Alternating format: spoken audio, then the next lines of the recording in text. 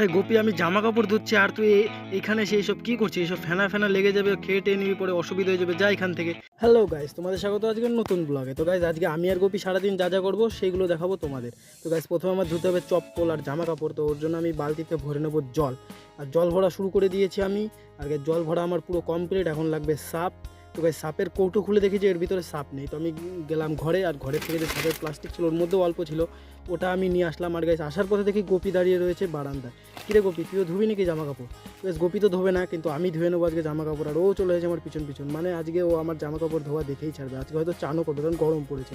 তো গাইস আমি আমার প্যান্ট আর আমার জামাটা নিয়ে প্রথমে ধোবো। আর এই যে হচ্ছে আমাদের বাড়ির কুকুর, যার নাম হচ্ছে মফি। তো গাইস গোপী চলে এসেছে আমার কাঁধে কুকুর দেখে, কারণ গাইস কুকুর আর বিড়াল দেখলো প্রচণ্ড ভয় পায়। তো কুকুর বিড়াল দেখলো আমার কাঁধে চলে আসে, তো ওকে কিছু করার নেই, কাঁধে নিয়ে কাজ করতে হবে। আর গাইস এই যে হচ্ছে আরেকটা কুকুর, এটা হচ্ছে ওই সাদা কুকুরটার বাচ্চা। এই দুটো আমাদের বাড়িতেই থাকে। তো গাইস আমার এদিকে জলে সাপ দেওয়া হয়ে গেছে, আর জামা প্যান্ট দিয়ে দিই জলে। তো এইগুলো প্রথমে ভালো করে জলের ভিতর ভিজিয়ে নেব। আর ভিজিয়ে নেওয়া হয়ে গেছে আমার, কারণ দেখতে পাবো পুরো ফেনা উঠে গেছে। এগুলো ভেজানোর পরে তো এইখানে আমার ধুতে হবে এইগুলো। তো এর জন্য আমাকে পুরো জল দিয়ে প্রথমে সাফ করতে হবে এইটুকু।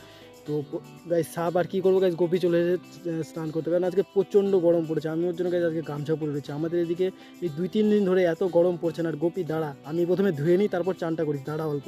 তো গাইস গোপীকে প্রথমে চান করিয়ে দিই, কারণ ওর গরমও লেগেছে। আর গাইস আমাদের যে গোপী আছে ও এরকম করেই চান করে, মানে এরকম পাখনা দুটো এরকম মেলে দিয়ে জলের নিচে দাঁড়ায়। বেশ, পুরো যদি কলের থেকে জল দিই তাহলে তো ওর একদম মাথায় লাগবে, ওর মানে ব্যথাও লেগে যেতে পারে। তো ওর জন্য আমি এরকম হাত দিয়ে ধরে থাকি, আর ওর নিচে গোপী এসে দাঁড়ায় যেখানে অল্প কম জল পড়ে, তো তারপর ও চান করে।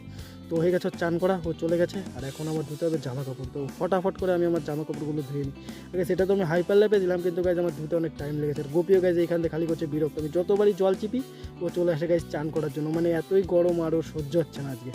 বেশ, আমার জামা কাপড় ধোয়া গেছে, এখন এগুলো সব দেবো হচ্ছে মেলে তারের উপরে, মানে তার তো নয়, দড়ি। এখানে একটু রোদ্দুর বেশি আমাদের রাস্তার সামনে, তো এইখানটায় মেলে দিই সব। তো হয়ে গেছে ধোয়া, তো চলো। তো গাইজ সব ধোয়া গেছে, এখন দেবো জুতো। তো গাইজ জুতোর অবস্থা একবার দেখো গাইজ, লাল জুতোটার। আর গাইজ ওর চান করে গাইজ অবস্থা দেখো, পিঠ টিটে কিচ্ছু ভেজে নেই, শুধুমাত্র পেট ভিজিয়ে ওর চান করা কমপ্লিট। কিরে আর চান করবি? তো গাইজ ওকে এখন বালতিতে জল দিই, কারণ ওর ওই সময় চান করা ঠিকমতো হয়নি। আর গাইজ ওকে বালতিতে ফুল বালতি জল দিতে হয়। আর গাইজ জল দেওয়ার পরে পুরো মানে মানে যতক্ষণ না চান করা হবে ততক্ষণ জল টিপতেই থাকতে হয়। জল টেপা বন্ধ করে দিলে আর বালতিতে ফুল জলও থাকলেও ও গাইজ চান করবে, তো ওর জন্য ওকে কন্টিনিউয়াসলি জল টিপেই যেতে হয়। তো গাইজ এরকম করে চান করছে, আর চান করে গাইজ চলে গেছে রোদ্দুরের উপর, কারণ ও জানে যে রোদ্দুরে গেলে শুকিয়ে যাবে। তো ওই দেখো গাইজ অল্প শুকিয়ে গেছে, খালি নিচে অল্প আছে। আর গাইজ এর মধ্যে ওই ক্যামেরা সেটিং করতে গিয়ে আমার ক্যামেরাও পড়ে গেছে রে, হায় ভগবান। ক্যামেরা উঠিয়ে আমি গাইজ এই যে আমার জুতো এগুলো ধোয়া হয়ে গেছে। এগুলোর ভিডিও দিলাম না, কারণ দিলে ভিডিওটা অনেক বড় হয়ে যেত। গোপী কোথায় গেল এখন হয়ে গেছে। এখন করবো চান, চান করার পরে তোমাদের সাথে হচ্ছে আবার দেখা। তো গাইজ আমার স্নান করা কমপ্লিট, আর এখন যাবো হচ্ছে আমরা বাজারে। তো বাজারের জন্য আমি সাইকেল নিয়ে বেরিয়ে পড়েছি। আর আজকে গাইজ এখন তো প্রচণ্ড গরম, তোমরা দেখেই বুঝতে পারবে যে কেমন রোদ্দুর পড়েছে আমাদের এদিকে। তো আমি পৌঁছে গেছি ফাইনালি বাজারে, এটা হচ্ছে আমাদের বাজার।